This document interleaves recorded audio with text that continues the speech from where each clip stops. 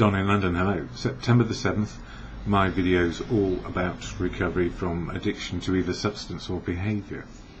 My addictive substance, alcohol, my behaviour could be equally addictive around people, places and things. Being with the right people, in the right place, with the right things, doing the right things, and accumulating more and more and more, because then I'd be happy. But the problem was, somehow, as alcohol became my best friend, then I became dependent upon it, and then I became addicted to it. And I don't know when it got out of hand in terms of 24/7 drinking. Probably the turn of this century. That's a nice turn of phrase. The turn of this century, alcohol was really becoming a rapacious creditor. It was taking everything. And I'm shocked to say that, actually, because I always thought I could stand on my own 2 feet, put on a brave face and cover up any problems that I might have and solve them later. All I needed to do right now was fix myself with a drink, so my feelings were either warm and happy or pushed down and out of the way, and then I could get on with being with the right people, in the right place, with the right things, doing the right things. And the problem is, if we keep on trying to do the right thing, we don't maybe know what the right thing is to do, especially with a belly full of alcohol and a head which says, I need to sort myself out, and I will, because I am a strong person and I can do this. But in the end, willpower to no avail. I just simply could not stop drinking, and I'd suffered quite a lot of hardship before I got to this stage. Hardship in working myself into the ground, trying to be the person I thought you wanted me to be, and very trying as an individual. And then I sort of gave up and wanted to die. But I didn't want to die, or did I? I just didn't want to wake up and face the same old insanity of drinking, trying to be whatever I thought you wanted me to be, and feeling awful all the time. There was no respite, there was no humour, there was no gaiety, there was no joy. And there was no girlfriend, there was no house, there was no anything really. I was completely cleared and empty of anything that might resemble me. I became a machine for consuming alcohol, and that was it. So how did I get out of this happy, unhappy mess that my life became? Well, I didn't do it on my own. Family, friends, community, professionals, medical people, you name it, all had a part to play in keeping me alive, and keeping me alive in recovery as well. But overall, a fellowship came into view. That fellowship was Alcoholics Anonymous, and literally I found the answer how to be sober from the fellowship. I knew all the answers, but I didn't know how to do it. I knew the process of recovery, but I couldn't do it. I needed help, and the only place which seemed to care in a way which was meaningful and how to do this was the fellowship of AA. So no matter how well people educated me into thinking I could be in recovery, the actual reality required lots of support, many voices sharing what it's like to be sober a day at a time. So the fellowship of AA was the only place where I could hear lots and lots of people talking about how they remained in recovery for one day, just for today. And I thought, well, how on earth do they do it? They keep on going to meetings all the time. So I got with the program, if you like, of how to be sober so the rest of my life could work. It wouldn't be the same ever again, because I'd burnt out in some areas of career and living, and too late, mate, in some cases when it comes to family and producing children. I feel it's too late, but they say never. I do actually, in this respect, feel that there comes a time in one's life where new people, or making new people, is not necessarily the answer to all my problems today. Yeah, I need to be sober to make sober decisions and work with and be included in what is going on. But it doesn't mean I'm trying to replicate the past. because if I try and do that, it's very likely I'll replicate what made it all fail. That is frustration with myself and not being good enough to make it in life. So I'm making it a different way these days. Living life. Making spiritual progress, which is simply living in the moment and coping with it and having some fun.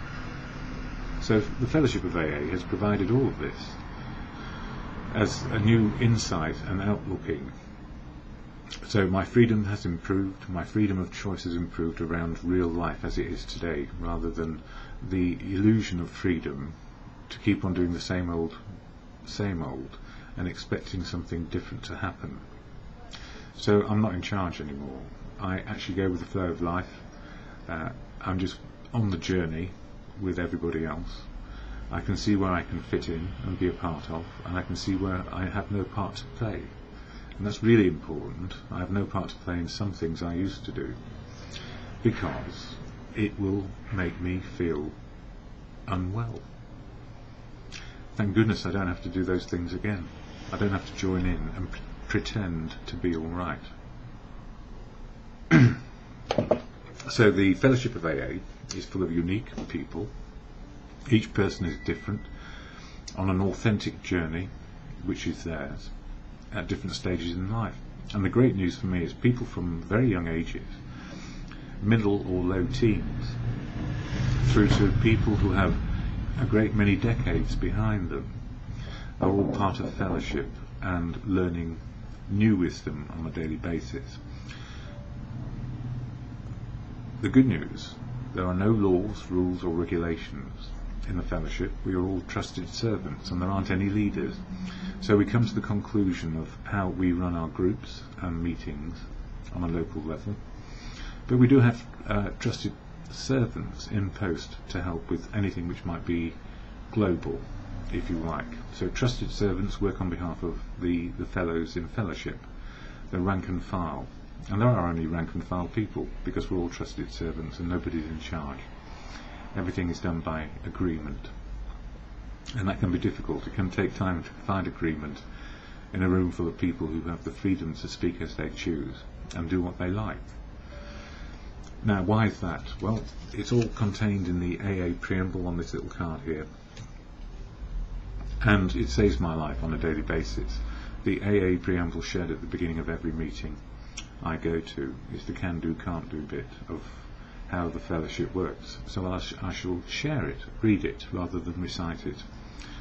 A recitation means that I'm just reciting the words, but not necessarily feeling the meaning. Alcoholics Anonymous is a fellowship of men and women who share their experience, strength and hope with each other, that they may solve their common problem and help others to recover from alcoholism. The only requirement for membership is a desire to stop drinking. That's of paramount importance. The only requirement for membership is a desire to stop drinking. So there are no laws, rules or regulations governing your behaviour. All you come along for, in essence, is a desire to stop drinking, and that's it. And if anybody tells you what to do, you can say thank you very much for your opinion and walk away. You don't have to take on board anything that will not be appropriate for you. There are lots of things which probably are, and I'll talk about those. I'll talk about them incessantly, as you'll find out. There are no dues or fees for AA membership. We are self-supporting through our own contributions. AA is not allied with any sect, denomination, politics, organisation or institution, does not wish to engage in any controversy, neither endorses nor opposes any causes. And the other side of that is, excuse me, as an individual, when you read those words,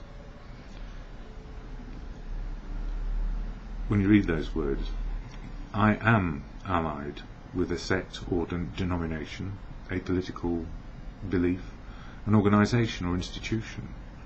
I may endorse or oppose any cause I see fit, but I don't take those things along with me when I'm in the rooms, if you like, other than to share how my life is working. So every person in AA is part of something outside of it, even if it's just sitting on a bench somewhere. which is where I ended up. Yeah. Does not wish to engage in any controversy. Well, as people we do, and if you see the news or read about it, or are just in your community, you will get involved in things which are controversial. Normally something changing. Ourselves first. It's a controversy. Why is he sober? Who's he trying to fool? That's how I felt. Our primary purpose is to stay sober and help other alcoholics to achieve sobriety. The noise is off today. Lots of sirens and police running around with their stuff going on. So, the AA preamble, so important to me, it tells me that I can be me, and I can be who I'm becoming. I don't have to be like anybody else. But within the fellowship, we try to share experience, strength and hope in a way which is helpful to other people about our recovery. And we take it on a daily basis.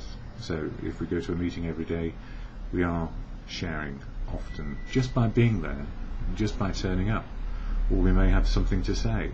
We may be asked to do something which might be helpful to everybody else, like make the tea, sweep the floor, put the chairs out, find people to speak at the beginning of the meeting as a secretary, look after the very small amount of money we collect, pay the rent, and do one or two other things to hold the fellowship together. But never ever do we accumulate large amounts of money, because we don't need it. And indeed, money may become an issue if we were to do that. We don't need that. We just need a fellowship that works with a prudent reserve to cover the rent, the tea, coffee, biscuits, and some literature. And this is part of the literature. I picked up a few of these at the weekend, a few pennies each, but they contain the 12 steps and 12 traditions, the 12 steps for an individual to keep well and on track on a daily basis, 12 living principles which are timeless, timeless meaning they work anywhere at any time, and the 12 traditions which are about unity, service and recovery.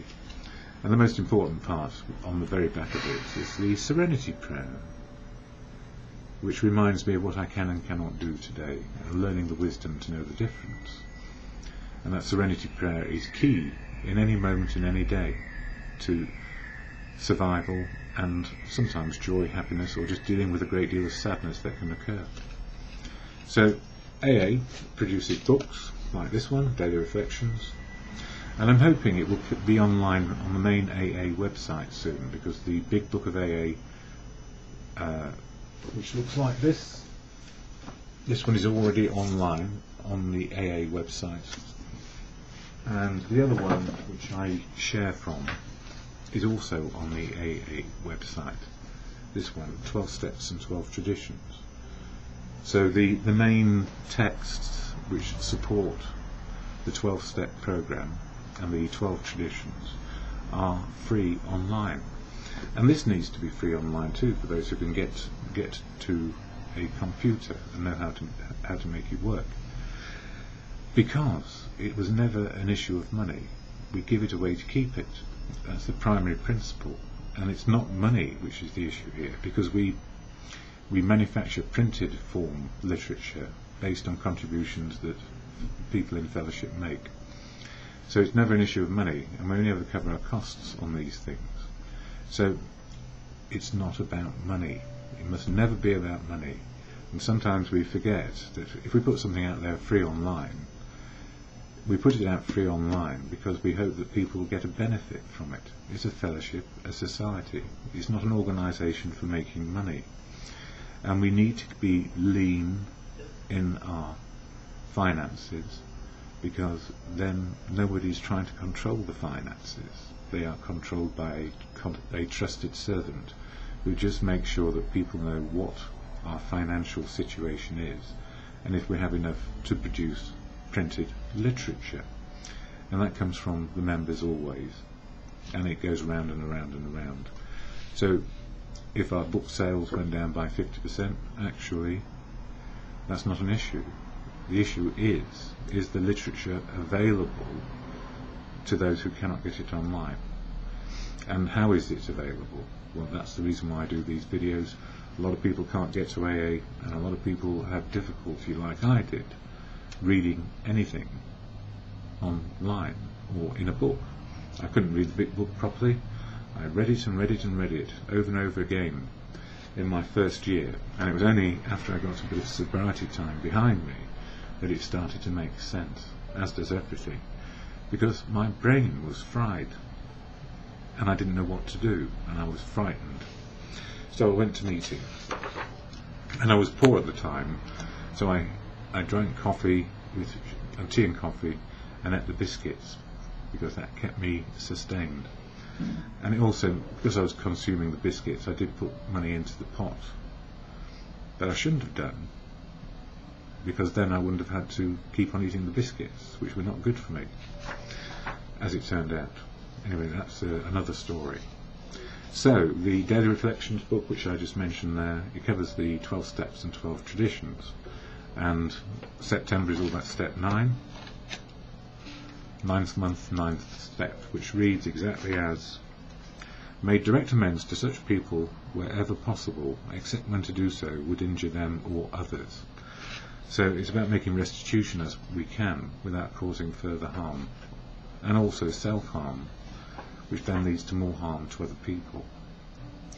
And it's a judgment call which probably needs to be discussed with somebody who has the wisdom of doing these things. And just about anyone who's been in for a fairly long period of time may have experience of doing this step. So there are sponsors about for step work.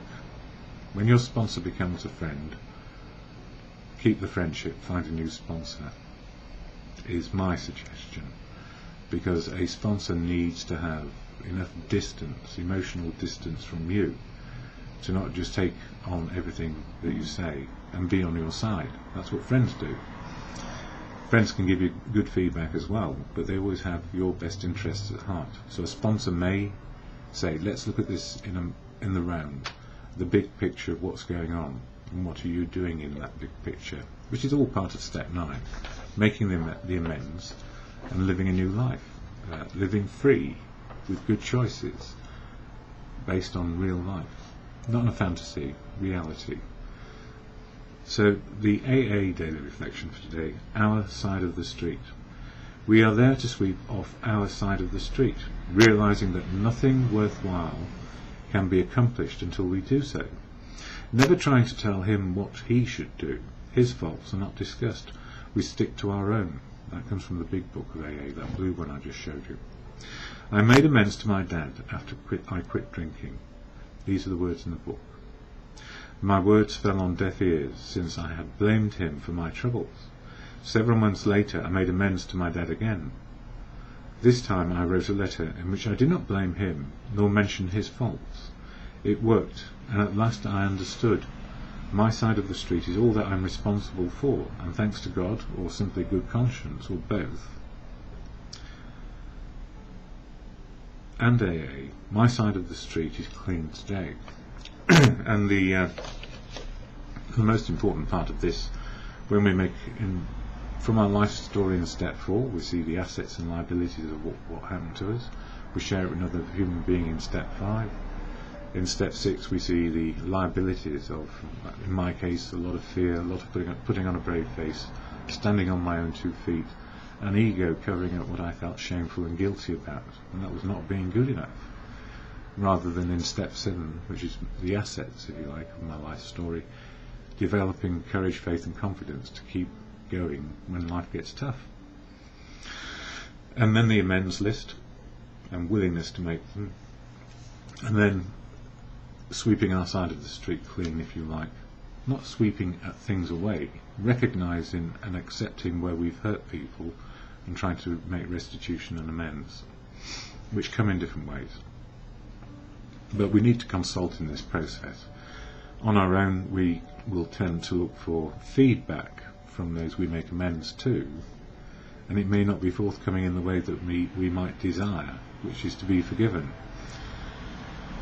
Part of 8 and 9 is self-forgiveness, and forgiving the other person who may have been involved in the hurt and complaint that followed. They may have had a part to play in it, but forgiveness is about forgiving what happened and our part in it. So we understand that we are sweeping our side of the street clean. In terms of what another person may say back to us, they may say, well, yes, now I understand why it was like that, but I don't want to know you. And that's perfectly acceptable. You may feel hurt by that, or I might have been hurt by that, but I actually agree. I don't need to be in that person's life anymore. Or it might be that a friendship strikes up again in a useful way, where they understand where I am, that I'm sober, I don't do the old stuff, drink, be merry, find a girl, start a relationship, and it all flounders again because I can't sustain it. Well, that's not going to happen because I'm not going to take that first drink. So something's been achieved over the years. And also I'm getting older, so I'm not as agile as I used to be. I'm in my head, but we change over time. So some of my thoughts over the last 24 hours. As we move along in recovery, the temptation to keep volunteering may be deep-rooted. So in my early days, people said to me, volunteer when there's a service commitment, like making the tea, sweeping the floor, putting the chairs out so people could sit down.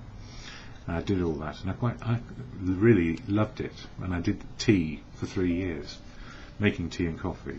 And I had my own little stall in the meeting, and then another meeting. I was becoming a tea person everywhere, and then did other things which were more arduous and difficult, like, dare I say it, treasury, which is dreadful. But if I keep on doing those volunteering parts, I don't become an old-timer on the sidelines. I become a bleeding deacon complaining in my head that I seem to do all the volunteering and nobody else does. Well, that means I've got to stop volunteering, maybe. So spiritual progress might be not volunteering, so others can take up scarce service positions. Same old, that can be me. I can block, stifle and hinder the health of individuals and the fellowship, because if I keep on doing it my way, just because I like doing it my way, it means that other people don't get the notion of service, unity and recovery, which is important. When I feel fellowship is changing, the fellowship is changing and is not what it used to be, I'm thankful that recovery is healthy. That is, the fellowship's healthy because it seems to keep on changing to me, and changing and keeping me on my sober toes today. So in other words, if I think I have to do it all because nobody else will volunteer, I've got an old attitude in my head, which is then going to kick into a resentment, an expectation that people don't volunteer. Well, if I keep sticking my hand up, other people won't volunteer. So we get into this syndrome of only 5% of the people in AA ever do anything, which is absolutely untrue. So if you're feeling resentful that only 5% ever volunteer, suggest they don't volunteer, and then somebody else will. Because believe you me, they will. It happens. And last night, a great chair by somebody I admire, actually. I don't know them at all, but I admired what they had to say, because their recovery was as tough as anybody else's. The story of our recovery is as bad as it need be, and there is no compare and despair, but there can be an understanding of the wisdom gained by this person and what they're doing, and I admire when a person can do that. And one of the favourites in early recovery that is said at newcomers meetings: stick with the winners, and stick with the cool people, as was said last night. And one of the things which I said, which is not to undermine, but it's just to bring it back to balance: stick with the winners. A winner in one meeting may seem like a loser in another, but that also applies to anyone in the same meeting. So somebody sees a winner and a cool person to be with, the person sitting next to them might see, well, what a loser, I wouldn't want to know them, and they don't seem like a winner to me. That's all full of judgment, so both judgments are probably wrong. A lot like looking in the mirror for me, so the winners maybe look like me. I don't think they do, actually. I think anybody who actually walks through the door on a regular basis, or even makes it to one meeting, has an inkling of what it's like to have a bit of courage, faith, and overcome that overwhelming fear around admitting something is wrong. Progress today, not filling the emptiness with fear, that's me. simply having courage and faith that I need space to grow. And the reason why I put it like that, when we put down the drink, there's an empty gap so big and vast, it just feels like horror. What am I going to do? How am I going to cope? Will people like me? How am I going to stop this horrible behaviour and cycle of drinking over and over again? And it's insane, because it's hurting me, it's self-harm, and it's harming people around me by my absence or by my behaviour. So that empty gap, it's huge. And the most important thing for me is I need to fill it not with rubbish like I used to, all the wants of life, all the adverts that are on the TV. Buy this and you'll be okay. Eat that chocolate, it's better than the other one. All that stuff. Needs met these days, wants forgotten. So try not to fill that gap up. I mean, the usefulness of any vessel, it is said, is in its emptiness. So the usefulness of my head being empty is that there's space and room to grow, progress, and accept that that emptiness is also loneliness of not knowing either if I can love another person or love myself enough to keep on living. All those things were tormenting me with that emptiness inside, and drink didn't do any good in the end. So I learned a lot. You know, we need emptiness. We need to be able to build firm foundations so we can look outwards before we put any more walls in to feel safe. Yes, other years between 2002, 2005, 2010, I can't remember exactly when I wrote them. I kept updating my notebooks. Our side of the street clean, our conduct and behaviour change. 12-step fellowships provide us with a toolkit to see how we were in the past and how we are today. 12 steps to appraise ourselves and make changes to us. Not to judge not to judge others or change others, or we will go mad again and again. So the 12-step program is always an individual learning the principles of how to have a good life and freedom to choose, and not judge other people, because the problem with the 12-step program is it makes us very good at assessing the abilities of others, or rather their personality traits and how they behave. So we can end up sitting on judgment of other people and find ourselves in an awkward situation of resentful feelings that people are not doing it our way. And the answer is, the 12 steps are about personal development and not judging the development of other people. That's their business. Again, a step 9 thing. Our side of the street is not to be superior, because we don't have a superior outlook. We're looking to how we can improve our lives and live in the day. And that's what everybody does, consciously or not consciously. So, alcohol, the rapacious creditor, my best friend, a love affair, ? If it was not alcohol, it would be anything, people, places and things. Love affairs, and I loved love affairs. I loved the idea of falling in love and giving myself to the woman of my dreams. And I did. But I didn't really know who I was, and certainly the women in my life probably never knew who I was either. A bit vague in that. I'd be very generous, but vague and transitory and hard to pin down, simply because I didn't know how to behave as a human being, let alone be in a relationship. And that's true. That is true. I still loved them, definitely. So, people, places, and things, collecting always to fill the gap inside, and still the gnawing emptiness with every success, whatever I thought it to be. So, in the end, down to career and money. Romance I failed at, it seemed, so I stopped trying. I still adored all those beautiful women I saw. Every woman is beautiful, by the way, and the lines of life, every wrinkle, scar, whatever it is, actually enhances the beauty of the human form, inside and out, especially the mind. Yeah. and the still gnawing emptiness with every success. It was all down to money in the end. How much could I sell myself for? How much money could I get earning it by the day? To the point where another breakdown occurred, and loss of a contract meant that life became unmanageable completely, and I lost everything as a consequence. But I didn't know how to pick myself up. All I did was pick up more alcohol, which didn't solve the problem. It just meant I was in a state of oblivion because I couldn't cope anymore. So, but now, appraise ourselves and make change. Yes, sorry, I lost my place. Emptiness with every success, whatever I thought it to be. Not so now. Learning to love, be loved and useful, just for today.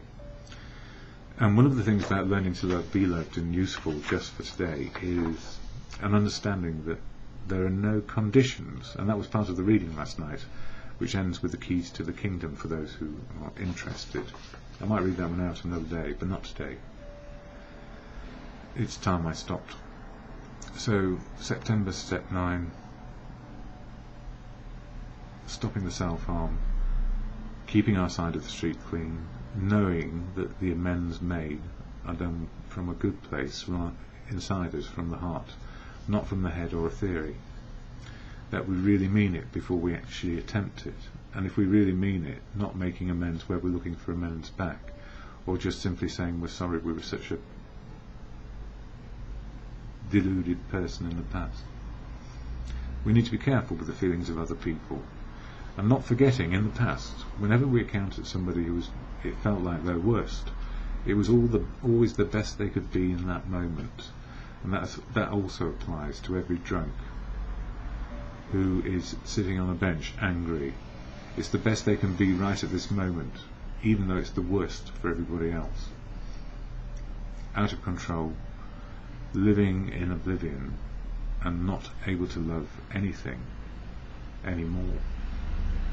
So, I am learning to love, be loved and useful on a daily basis. It changes every day as it may, as does fellowship, as does the world.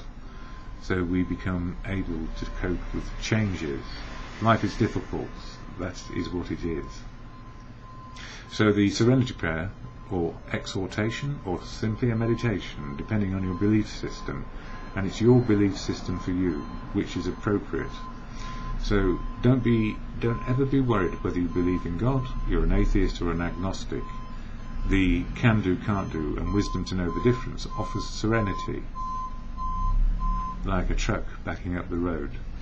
Serenity is always what it is. It's a calm peacefulness, an acceptance of life on life's terms. And the only way that can be achieved is now. You can't save it up for later. It's only now that it works. And the meditation or prayer keeps us in balance about what we can do, change our attitude and behaviour, what we cannot do, change others' attitude and behaviour. Other people have equal weight in all equations. It's not a case of mind over matter. I don't mind and you don't matter, as is often the case. I do mind and you do matter. And if I forget that, then I'm not valuing you as an equal. Everybody is equal in my book, even when they're behaving at their worst. They can change if offered the opportunity and they want to. But it's not for me to judge it, or I will find myself in a madness and resentful place where drink is a good opportunity to quell the internal madness coming back again. So the serenity prayer to God or in good conscience: God, grant me the serenity to accept the things I cannot change, courage to change the things I can, and the wisdom to know the difference for me in any moment and just for today.